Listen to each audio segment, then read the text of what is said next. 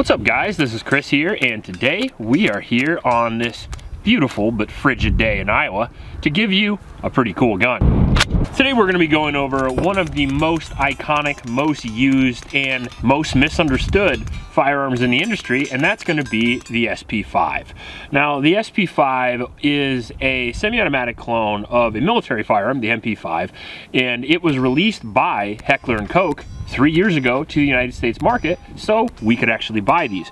You couldn't get them for a long time. You could get clones, and there are very good clones, which we've had on the channel before, but the original is the original after all, and it's nice to own one that says H&K on the side, and you know it's made well, and you know it has the lineage of excellence that the MP5 does. Now, if you're unfamiliar with the MP5 or the SP5, you haven't watched a movie or ever played a video game, if you're under a rock somewhere, hiding in a corner in your mom's basement, I don't know what you're doing, but if you haven't, it is a semi-automatic pistol caliber carbine with an 8.9 inch barrel and near perfect specs and functionality. So we have a really interesting design straight from the future, the 1960s, and it always looks like a future gun, and it's always being used in these like special operations, tactical environments.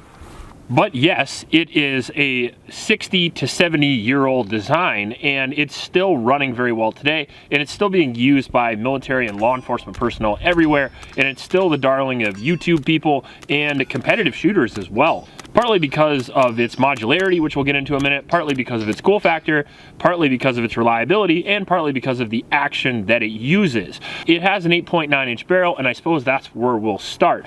The pistol caliber carbine is a universally loved platform because it is easy to shoot, shoulder fired weapon, but it fires a 9mm cartridge, which is cheap, still effective, low recoil, and very quiet. The 8.9 or 9 inch cold hammer forged barrel on the SP5 is probably the perfect length. I don't know if you're aware of this, but you do get more velocity out of a rifle barrel than you do a pistol barrel with 9mm, but it does have a drop off around 10 inches or so. About 10 inches, you pretty much get your maximum velocity out of most 9mm cartridges, and at 9 inch, you're getting really close to that without sacrificing maneuverability, which is really important with a PCC or a subgun. So I do believe that's kind of the perfect amount of barrel length to get the most velocity without decreasing mobility, but also a good amount of rail space for your hand and for putting accessories on. I love the MP5K. It looks super dope, but it doesn't have the space that the SP5 does, and it doesn't have enough space for me to shoot the gun comfortably, especially without like a vert grip, because with pistols you can't put a vertical grip on them anyway. So I do believe that the original MP5 is superior for most people because you get more velocity, you get a little less recoil, and you get the ability to put lights, lasers, and grips on without sacrificing a lot of space and being concerned you're going to blow your booger hooks off by putting them in front of the barrel. Now, along with that cold hammer forged barrel, it's actually made out of what, Canon material? Canon certified? I don't know what HK said in their advertising, but apparently it's really good metal, and the Germans are famous for making quality products, Heckler & Koch in particular. Now we have 1/2 by 28 threading on there for suppressors, which is nice, and then you also have a tri-lug mount. Now the 1/2 by 28 threading is very long, so your suppressor is going to stick out a little bit, so I would suggest using the tri-lug. I do have a tri-lug mount, but we didn't use it in the footage because mine has been locked up for like 3 days and I've been soaking it in oil. It happens. We do have a Surefire Scout on there with a tape switch, and then we have an angled foregrip, and then we have an M-LOK rail system on there. Now that doesn't come with the gun, but it does fit on there very easily. The SP5 is extremely modular, and it is really easy to switch whatever you want. So even instead of like taking accessories off your rail, if you had the money, you could just get a couple rails and you could put rails on there really easy with different accessories. One you wanted a Streamlight, one you wanted a Surefire, one you wanted a vert grip, one you wanted a hand stop. It's really easy. It's one push pin, you just literally pull them off and push them back on. Now on the outside here, we have the famous charging handle, and that is kind of a point of contention, but a point of awesomeness with the SP5 as well. So down here, that's how we work it right there. I actually have an extended charging handle. Again, super modular gun, so it's really easy to switch parts out, and they are available. It doesn't have a bolt lock to the rear, but you do get that super sweet slap, which people absolutely love. So I think it's a pretty good trade-off. A little slower on the reload, but let's be clear, for most civilian, if not all civilian situations, 30 rounds is going to be more than enough, and I don't think you're going to need to reload if you buy this for home defense.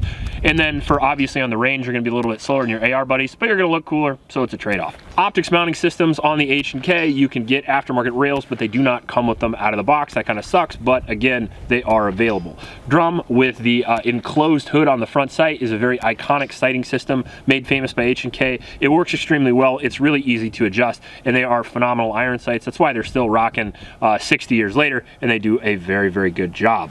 Obviously, a very small silhouette on the MP5, as you can see here, because it obviously collapses, and it comes with the brace system or not, depending on which one you get. Now, down here, this is the lower system, and on the MP5, SP5, it's actually not the serialized part like a lot of guns, so you can actually buy these aftermarket lowers here, and if you want to get like a good trigger, if you want a binary system, you can do that, and all you have to do is literally swap it out with push pins, just like everything else on the gun.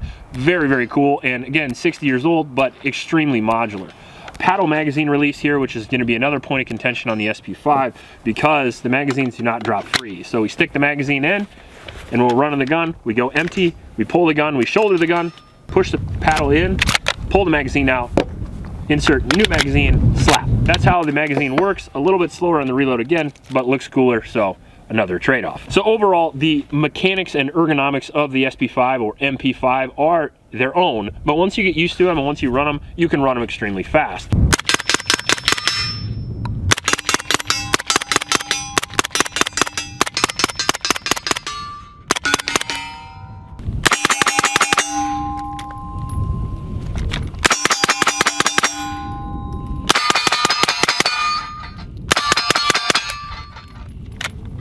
And uses a roller delayed system, which has been the best system for PCCs for a long time and still is.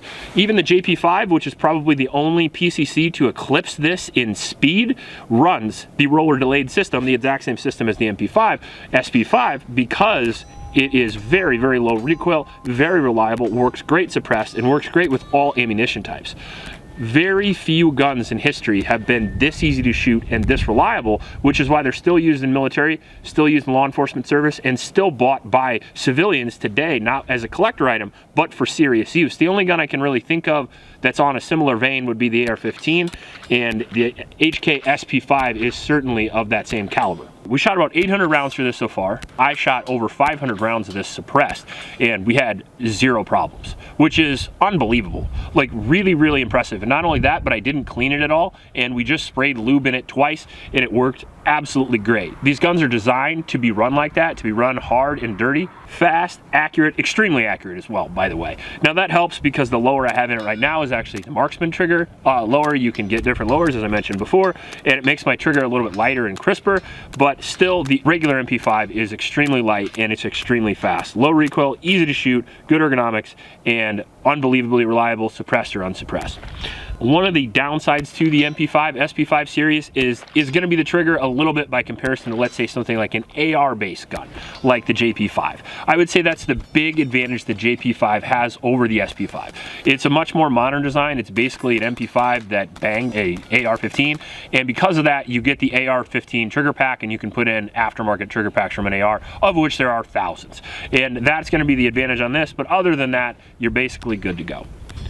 The magazines are metal and they work super well. They are not only easy to load, but they're extremely reliable, and you won't get any broken feed lips or anything like that, especially from the H&K ones. Now they do have aftermarket clear ones that look very cool, but they have a habit of breaking and failing. I would recommend you go with the old classics, the mags that were made for the gun, and you won't have any issues. Let's be honest, not only is this useful, but it's extremely cool. And the reason why people buy these is because of how they look, the military history, and the cultural impact of the MP5.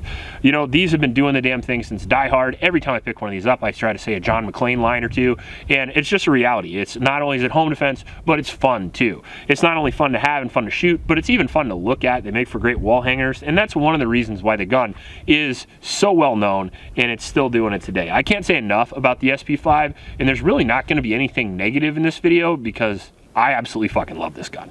You guys have known it for years. I compare this to everything, every PCC that I've ever had on the channel. I have compared to the gold standard, which is the SP5, and we just haven't done a video on this yet, but it is the gold standard. I really do believe they knocked it out of the park here. I wish these were available for like the last, I don't know, 40 years, but you've been able to get one for the last 3 years now, and finally the price is coming down a little bit to a reasonable $3,000. Totally unreasonable. So we found a con of the SP5 is that they are extremely expensive. You're looking at stamped steel, you're looking at basic push pin parts, and you're looking at a price tag of a used car. And the reason why they can command that is because of the functionality, the looks, the durability, all the things I just talked about. They know that nobody's surpassed them yet. HK even tried to replace this multiple times. I mean, if you look at the MP7 or even the UMP, for example, the UMP was a lighter, cheaper 45 caliber subgun, which just never took off because people already had these and they still work great. Now, as far as suppressed guns go, I can't think of a gun that functioned better and was more fun than this. My wife loved it, I loved it. I don't know too many people that would be unhappy with an SP5. We're obviously gonna be doing a full 1,000 round review of this, and we're obviously going to be doing a bunch of comparisons and a bunch of top fives and stuff like that with it as well. So whatever you guys wanna see it compared up against, make sure to put that in the comment section below. And the coolest one, that's what we'll do. If you like this video, please like and subscribe. Please support our Oklahoma shelters, and remember to recycle. I'll check you later.